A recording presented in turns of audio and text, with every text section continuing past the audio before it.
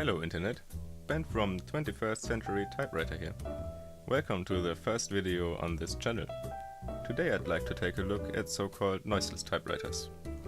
You might ask yourself how a typewriter can be noiseless. Well, the answer is that there aren't any completely silent machines.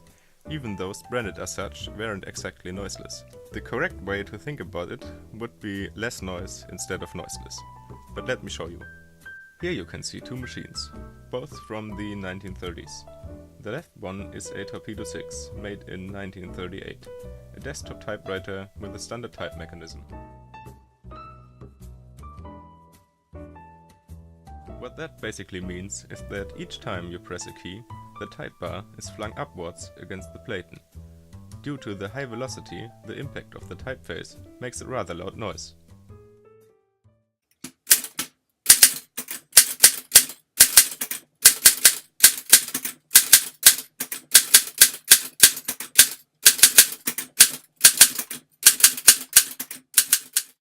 In their time, multiple typewriters were used in offices around the world.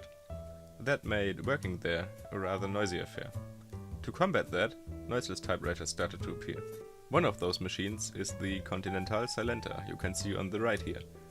Also a huge desktop machine with all the major conveniences. This particular one is from 1937.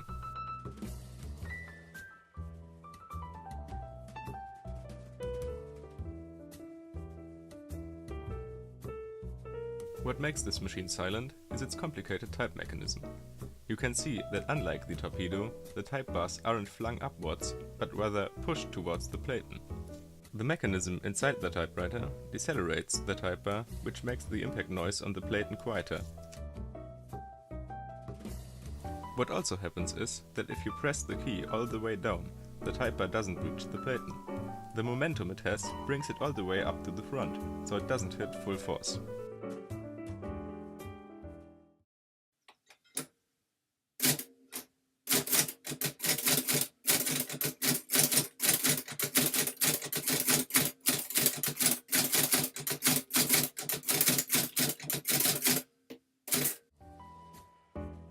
Just to give you an idea on how complex that mechanism really is, each key moves 30 parts in order to make an imprint on your paper. That's about twice as much as on a regular typewriter. Let's put these two next to each other and see if there's a noticeable difference.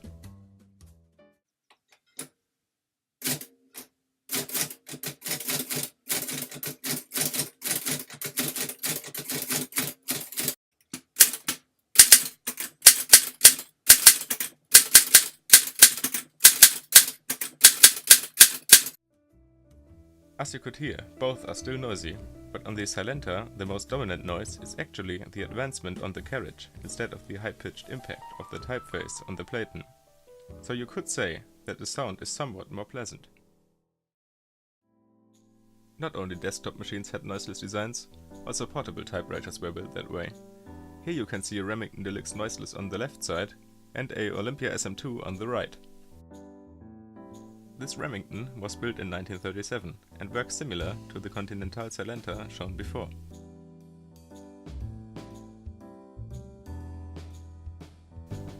Instead of being flung full force all the way up to the platen, the type bars are being pushed towards it and travel the last part of the way just by momentum.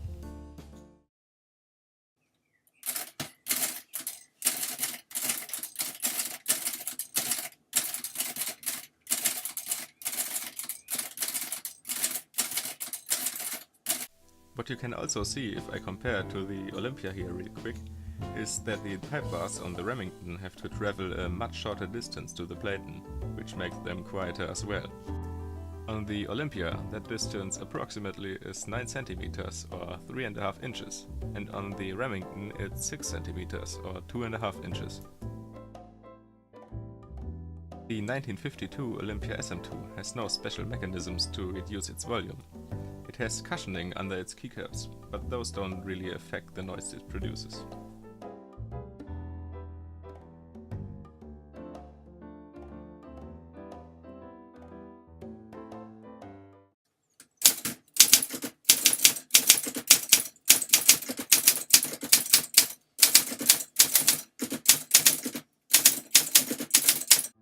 Now let's compare those two portables.